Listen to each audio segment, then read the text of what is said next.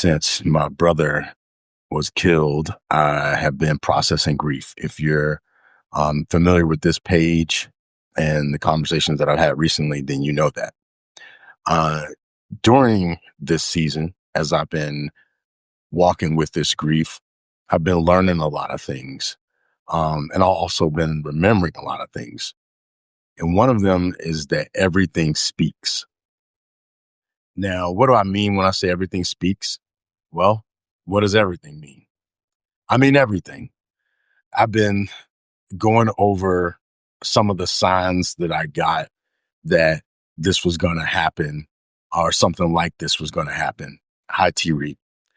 And I've been trying to make sense of it because there's been different things. Like I said in the previous video, I warned my brother that this person that he was involved with would be a danger and that I didn't want to hear that something would happen to him because of this relationship.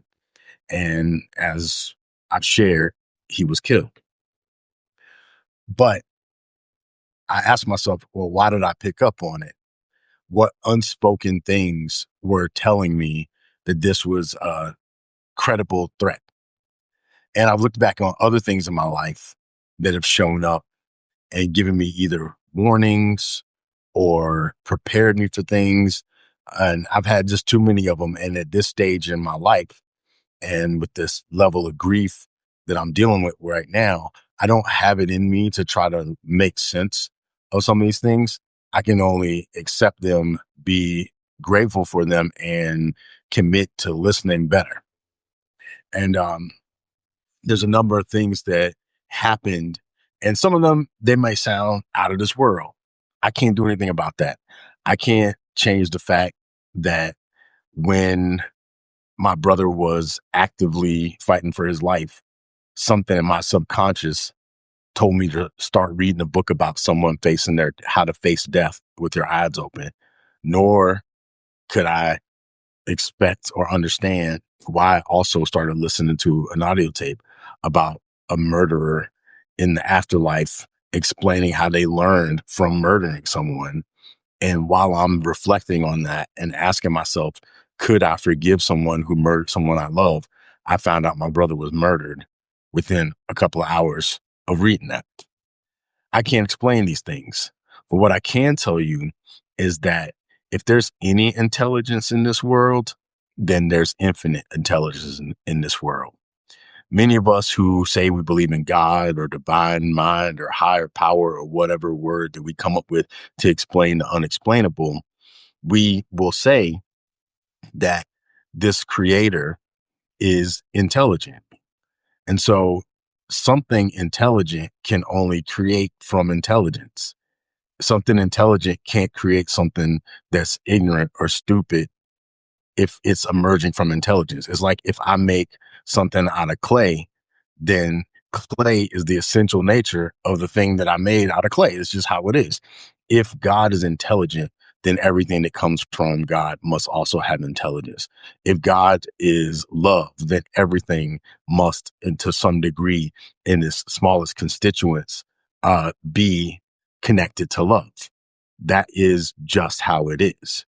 And we, in our with our intelligence and with our unspoken awareness of love, we can be in denial.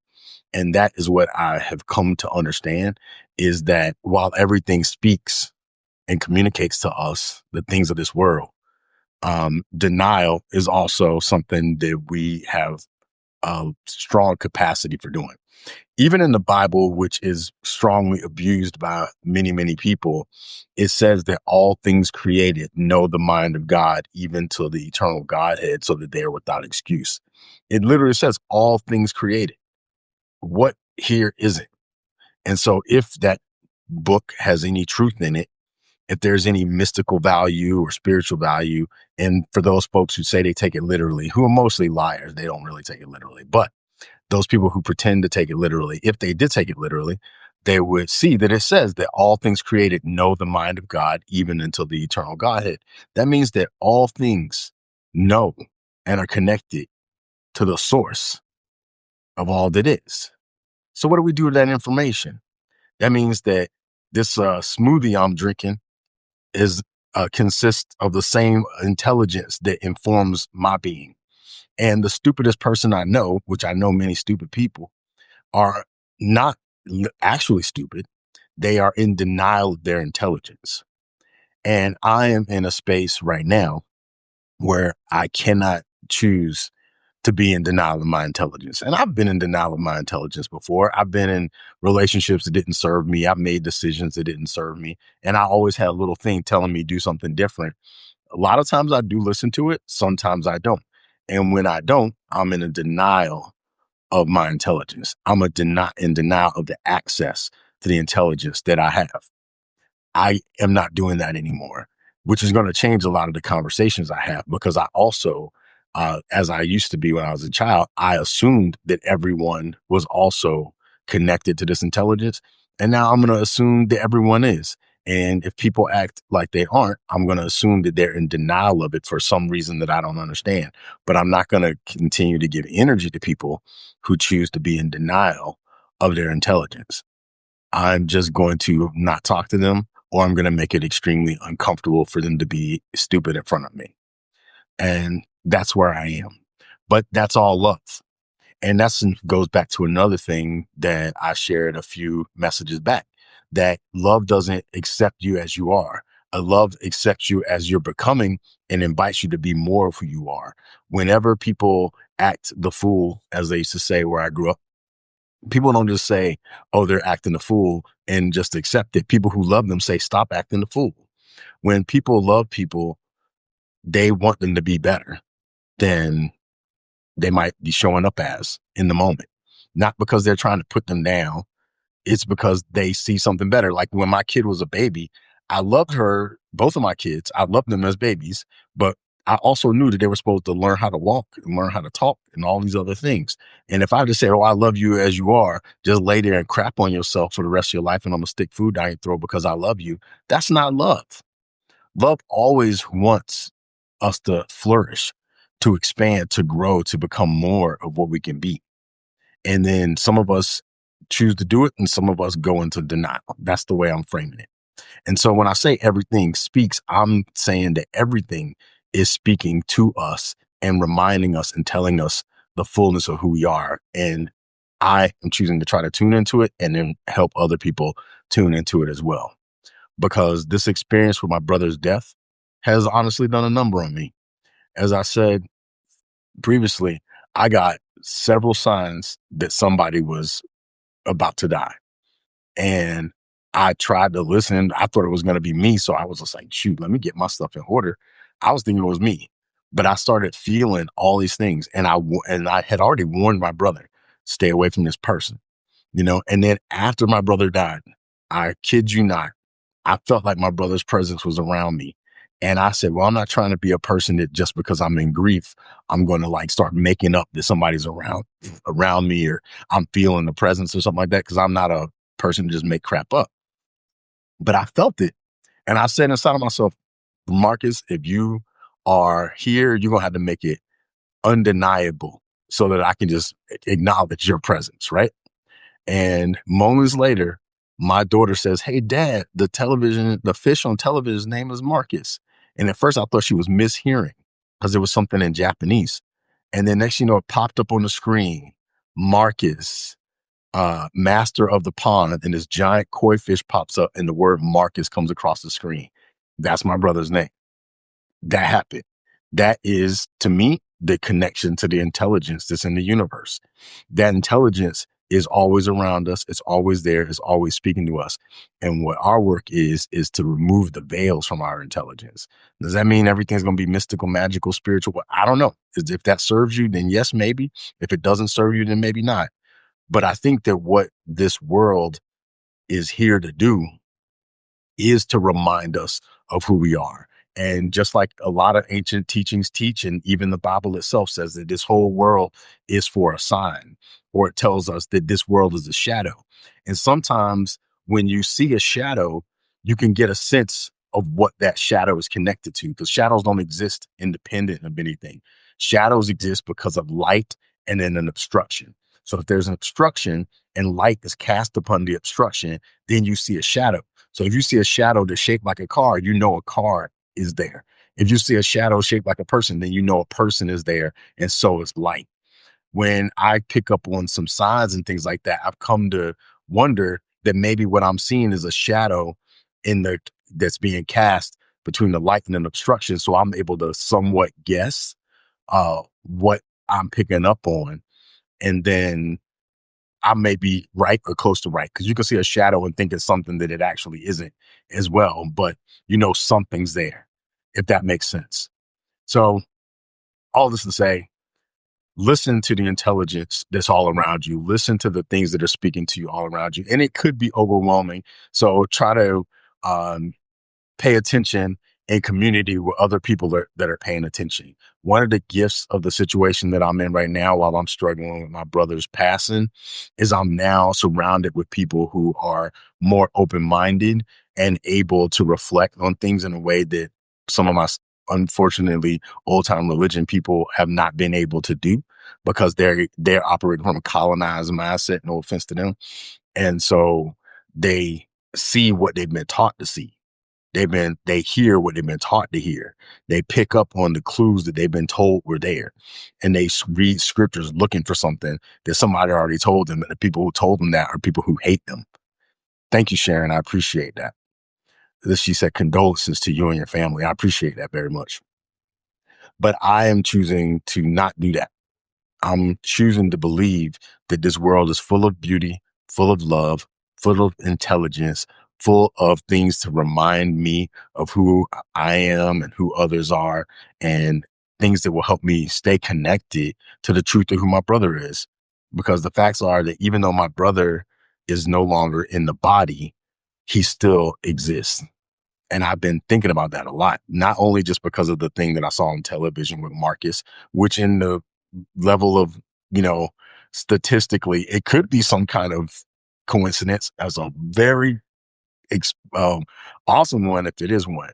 But there, even in that, I know that my brother, the essence of who he is, wasn't just the body that he functioned in or lived in or expressed himself through. All of us are more than that. I mean, the largest part of me is memories, dreams, hopes, aspirations, all these invisible things that speak through me. But when I don't have my body anymore, does that mean that all those things are gone? I don't think so. I believe that all of us are made of infinite stuff. And that's another thing that I think we miss out on in this experience, because we've been convinced that this is the fullness of who we are. And I don't think that that's the case. I think that we are much more than that. And that in this season, I'm listening for reminders of who we are. Thank you, T-Ree. And so as I'm learning how to talk about this more openly, I may be all over the place sometimes. I'm actually more of a writer than I am a speaker. Even though I've learned to speak over the years, I'm more of a writer. I've been writing on this piece for probably about 9 days now, called The 5 Rages of Grief, because I have really strong access to my anger energy. But I learned to work with it over decades. And so usually when I'm angry, I learn how to navigate that anger and use it as positively as possible. And as I say in this piece, which I hopefully I'll be done with this soon, but I talk about the anger as my inheritance, and I refuse to give it up, because as anger is an energy, and all energy can be used um, in a way that serves. And so I choose not to diminish my anger or lessen my anger just because it's not socially acceptable. I learned to work with it and craft with it, and create with it. And that's what I'm in the process of doing with this other piece. But I also have learned the value of being able to talk like this. And over the years, I have gotten better at doing that. And there once was a time where I did not speak publicly, and I was actually afraid to do so to some degree. And I stopped being like that, because somebody actually told me they hated hearing me speak because I only referenced books and didn't tell any true stories of my own life and all that other stuff. Excuse me. And so I took that feedback to heart and started cultivating the capacity to speak publicly. And I built that up over the years, but fundamentally, my primary way of expressing myself is through writing, because I can spread out the time and craft it and hone it. But I'm trying to do a little bit of both. So let me see. Thierry said, I was just thinking about my sister earlier, and I gave thanks for the things she gave me when she walked this earth. So this combo is an affirmation for me. Thanks. Yes, awesome, Thierry. I'm glad. I hope that more of us remember that the ones we love are always with us, and that we can continue our relationship with them. I mean, I talk to my brother like every like month or so. So I mean, most of the month I don't talk to him. We have our separate lives. But when I did talk to him, that like a lot of that isn't going to change. A lot of times I was thinking about him before I called him, or he was thinking about me before he called me, or I text here and there. So that level of communication is going to change, but the relationship doesn't have to go away.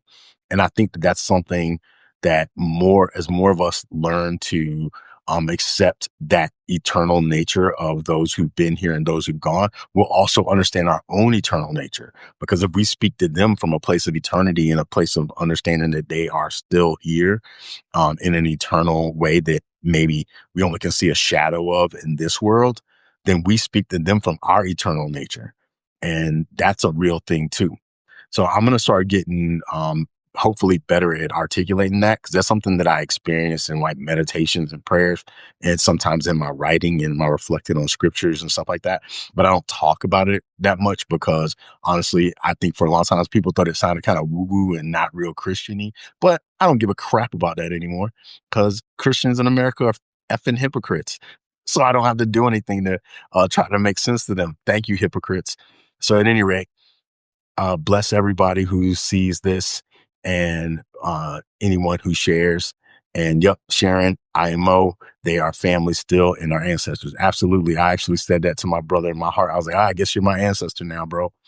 Even though he's younger than me in time, but now he's hanging out in the eternal. So he's my ancestor. So I appreciate you for being up here now. I appreciate those that will communicate in the future. Everything is speaking. Let's get better at listening and loving and creating the world that we know is possible, because everything comes from love. Everything comes from intelligence, and we are better than we've been. So let's live into it. Peace.